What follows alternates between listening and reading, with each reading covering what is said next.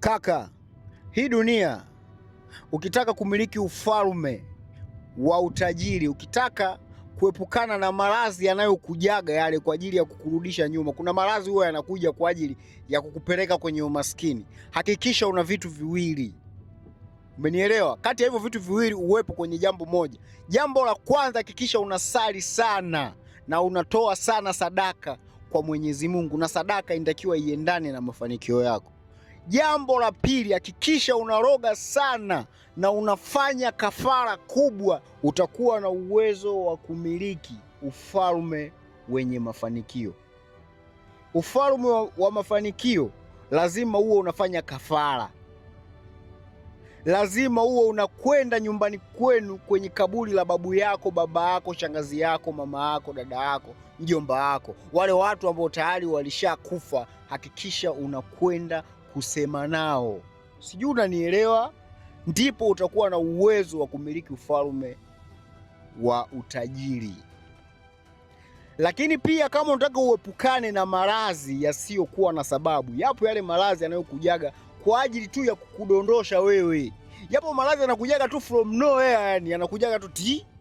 Utashangaa umeuza gorofa, mara umeuza gari, mara umeuza duka lako, mara umejumlisha sijui nini. Kila kitu utakuta kimepotea kwa sababu ya kitu kinachoitwa maradhi, yani manake ugonjwa.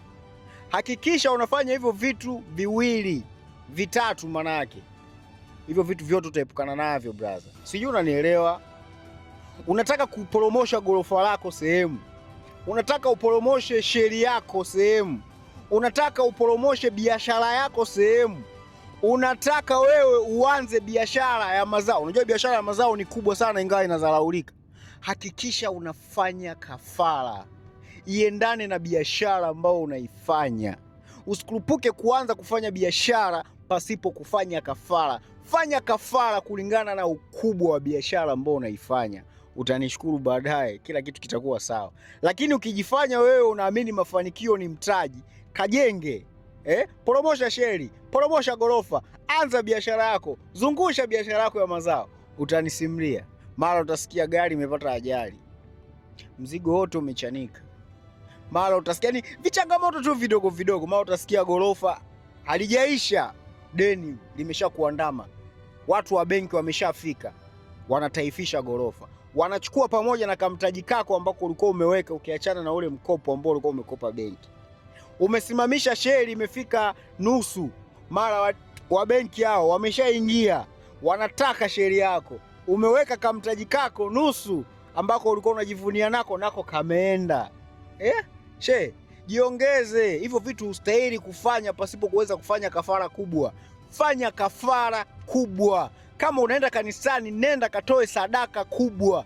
Nenda kwenye miungu ambayo wewe unaona kuwa ina uwezo wa kukufanya ukawa mkubwa zaidi.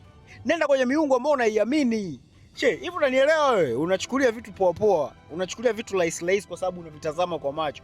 Brother, kuna vitu vingine huwezi kuviona kwa macho Shtuka. Huu ulimwengu wataumiliki watu wachache, sio wewe. Yaani hata uwe na bilioni 2 huwezi kwenda popote.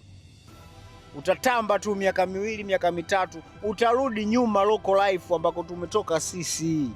Utarudi tena, utatupigia simu, utakuwa shuhuda kuwa Doni, nilifanya hiki, nilifanya hiki.